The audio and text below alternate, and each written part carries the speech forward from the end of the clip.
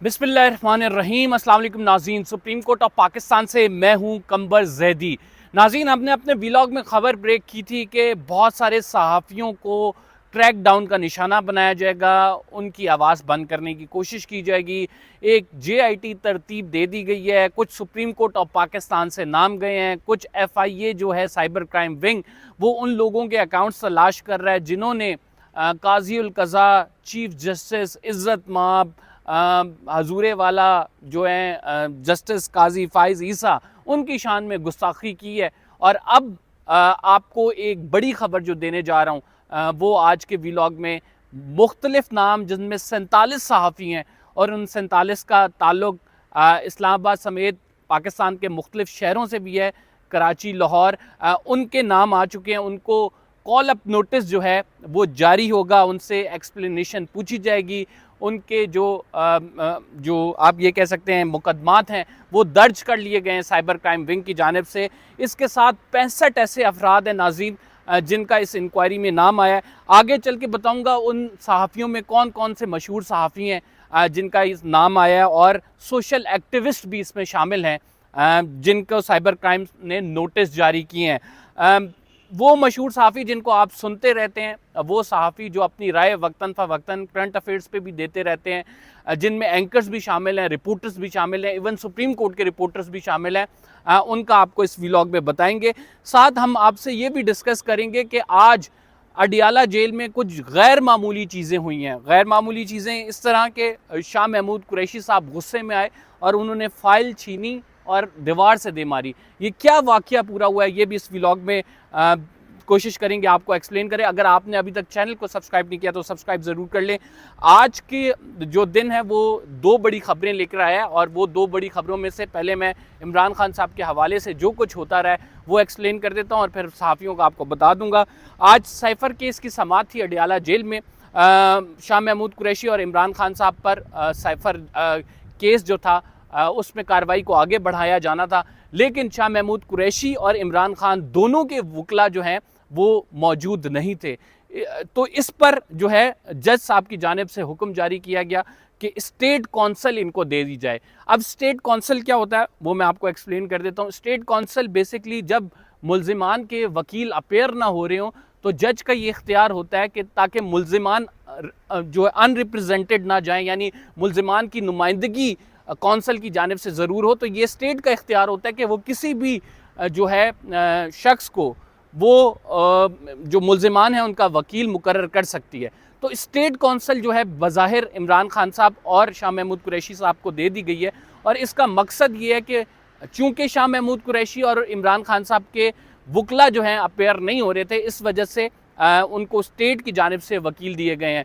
मलिक अब्दुल रहमान साहब जो हैं इमरान खान साहब के वकील हैं, हज़रत यूनस जो हैं एडवोकेट वो शाह महमूद कुरैशी साहब के वकील हैं। अब ये स्टेट कौंसल जो है रिप्रेजेंट करेगी इन दोनों लोगों को साइफ़र केस में।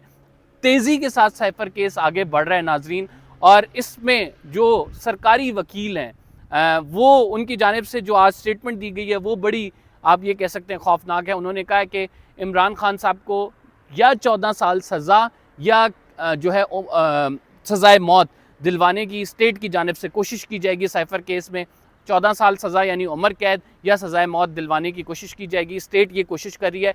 जबकि दूसरी जानिब इमरान खान साहब के वकला के अपेयर ना होने पर स्टेट की जानिब से उनको वकला दे दिए गए हैं ताकि तेज़ी से इस केस को आगे बढ़ाया जाए और इस केस का फ़ैसला जो है किया जाए। साइफ़र केस जिसमें जब इमरान खान साहब के वकील नहीं पेश हुए थे तो अदालती कार्रवाई रोकने का इंदिया दिया गया था। आज जो है उसमें इस तमाम मामले पर इमरान खान साहब और जज के दरमियान जो है वो तल्ख जुमलों का तबादला हुआ है, और इस तल्ख जुमलों के तबादले में इमरान खान साहब को वार्निंग जज जुल्करनैन हसनात साहब की जानिब से जारी कर दी गई है। इससे कबल भी पेशी के दौरान जब इमरान खान साहब आए थे और सहाफ़ियों से बात कर रहे थे तो इमरान खान साहब को रोका गया कि आप सहाफ़ियों से बात ना करें, जिस पे इमरान खान साहब ने कहा कि तुम कौन होते हो मुझे रोकने वाले।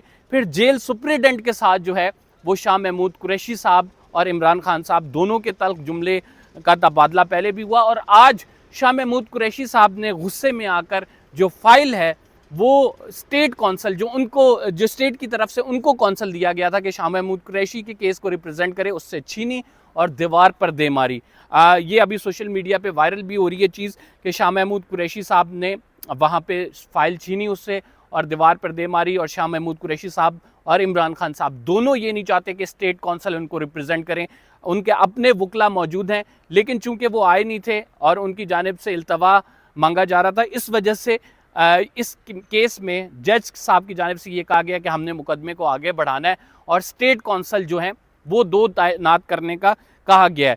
अब मामला क्या है नाज़रीन? मामला ये है कि इस केस को जल्दी से आगे बढ़ाया जाएगा और कोशिश ये की जाएगी कि साइफ़र के केस में खसूसन जो ये खसूसी अदालत है, जेल के अंदर जो ट्रायल हो रहा है, इसको कॉन्क्लूड किया जाए और इसमें मैक्सिमम सज़ा दिलवाई जाए। वैसे अगर साइफ़र का केस देखें, यहाँ सुप्रीम कोर्ट ऑफ पाकिस्तान में आया था, जब इस केस की समाअत हो रही थी तो जस्टिस मंसूर ने बड़े बुनियादी सवालात किए थे और उन्होंने इस केस को उड़ा कर रख दिया था। लेकिन चूंकि आपको पता है कि हालात कैसे चल रहे हैं और इन हालात में इस टाइम जो जेल ट्रायल है उसको और जो जेल से डिसीजन आना है उसको आगे बढ़ाते हुए ये तमाम इकदामात लिए जा रहे हैं। और साइफ़र केस के हवाले से बहुत सारे वकला और बड़े मशहूर वकला वो ये राय दे चुके हैं कि ये केस कुछ भी नहीं है, ये केस सिर्फ पॉलिटिकल विक्टिमाइजेशन का एक तरीका है इमरान खान और शाह महमूद कुरैशी को, जिसमें फ़िक्स किया जा रहा है। इमरान खान साहब को फ़िक्स करने का सोच लिया और शाह महमूद कुरैशी साहब जो कि वफ़ा निभा रहे हैं, इस वजह से उनको फ़िक्स किया जा रहा है। बहरहाल अब हम आगे चलते हैं अपनी दूसरी खबर की जानिब। ये तो अडियाला जेल के अंदर जो कुछ हुआ बड़ा अनफॉर्चुनेट है, लेकिन मामलात इस तरह से आगे बढ़ रहे हैं। हज़रत काजी उल कज़ा साहब जो हैं उनके ख़िलाफ़ कैंपेन, आपको पता है कि जब से डिसीजन आया था खसूसन सुप्रीम कोर्ट ऑफ पाकिस्तान का, जिसमें बल्ले का निशान ले लिया गया था, उसके बाद से हमने देखा कि सोशल एक्टिविस्ट, खुद लॉयर्स कम्युनिटी, बड़े बड़े नाम जो कि आइन और कानून पर गिरफ्त रखते हैं, उन्होंने इस डिसीजन को क्रिटिसाइज़ किया। जस्टिस काजी फ़ाइज़ ईसा के ख़िलाफ़ क्रिटिसिज्म किया और जस्टिस काजी फ़ाइज़ ईसा को कहते नज़र आए कि आप जो लेगेसी लेकर सर चल रहे थे वो लेगेसी ख़त्म होती दिखाई दे रही है। आपका ये डिसीजन जो है वो मुल्क के मफाद में नहीं है, कौम के मफाद में नहीं है। आपने एक पार्टी को उनकी बुनियादी जो हक है उससे महरूम कर दिया और आपके डिसीजन की बदौलत जो है अब लोग आज़ाद उम्मीदवार के तौर पर लड़ेंगे, उनके रेट्स लगेंगे, उनको पार्टियां ख़रीद लेंगे, तो सर सब कुछ आपकी वजह से हुआ है। लेकिन इस तनकीद का जवाब जो है वो दिया गया, आप ये कह सकते हैं पर्चे दर्ज करके। FIA ने फ़ौरन से इंक्वायरी शुरू कर दी और FIA ने कहा कि वो सहाफ़ी जो इस कैंपेन में मुलव्वस हैं चीफ जस्टिस और मोअज़्ज़ज़ अदलिया के ख़िलाफ़, उनके ख़िलाफ़ हम कार्रवाई करने जा रहे हैं। फिर FIA DG साइबर क्राइम की एक जो है हमने देखा प्रेस कॉन्फ्रेंस हुई जिसमें उन्होंने कहा कि हम ज़रूर जो है उन लोगों को कैफ़रे किरदार तक पहुंचाएंगे, हम उनसे इंक्वायरी करेंगे, हमने अकाउंट्स की छानबीन की है। और अब हमारे पास ये खबर आ रही है कि पाकिस्तान के 47 मशहूर सहाफ़ी, जिसमें सिरिल अलमेडा, जिसमें शाहीन सबाही, जिसमें सिद्दीक जान, जिसमें समर अब्बास साहब, इसके साथ इकरारुल हसन साहब, इसके साथ जिब्रान नासर जो सोशल एक्टिविस्ट हैं, साबिर शाकिर साहब, इसके अलावा जो हैं जिन पर मुकदमा दर्ज हुआ है वो इस सुप्रीम कोर्ट के जो रिपोर्टर्स हैं उनके भी नाम सामने आ रहे हैं। लेकिन अभी तक हमारे पास जो वसूल हुए हैं जो आप कह सकते हैं अरेस्ट वारंट, वो ज़्यादातर एंकर्स के हैं। मलिहा हाशमी साहिबा इसमें इंक्लूड हैं। जो सुप्रीम कोर्ट के रिपोर्टर्स जिनके नाम सामने आ रहे हैं इसमें सोहेल रशीद साहब, जुल्करनैन इकबाल साहब, अदील सरफराज साहब, इसके साथ जो है मोहसिन इजाज़ साहब, इन लोगों और बशारत राजा साहब, इन लोगों के नाम सामने आए हैं जिन पर जो है मुकदमात बनाए जा रहे हैं।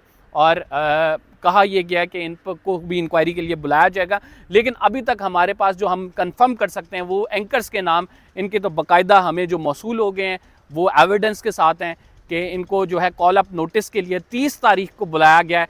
31 तारीख और 30 तारीख जो है कराची और इस्लामाबाद में साइबर क्राइम के दफातर में इनको बुलाया जाएगा, इनसे पूछा जाएगा, असद अली तूर साहब से पूछा जाएगा और कि वो उनकी जानिब से जो ट्वीट्स की गई हैं, उनकी जानिब से जो वीलॉग्स किए गए हैं, इसमें यूट्यूबर्स भी शामिल हैं, वो किस बुनियाद पर हैं। उनके अरेस्ट वारंट्स जारी कर दिए गए हैं और कॉल अप नोटिस जो है उनको दे दिया गया है। साइबर क्राइम के इंस्पेक्टर्स की जानिब से ये दिया गया है और ये सिर्फ़ और सिर्फ एक वजह से है, इसके पीछे बुनियादी वजह एक है और वो ये है कि जस्टिस काजी फ़ाइज़ ईसा इज़्ज़त माब की शान में गुस्ताखी क्यों की है, काजी उल कज़ा को आपने तनकीद का निशाना क्यों बनाया है। आपको याद होगा, बहुत पुरानी बात नहीं कर रहा, ये मैं जिस जगह पे खड़ा हूँ सुप्रीम कोर्ट ऑफ पाकिस्तान, इसके गेट के बिल्कुल सामने जो है जस्टिस उमर अता बंदयाल का दौर था।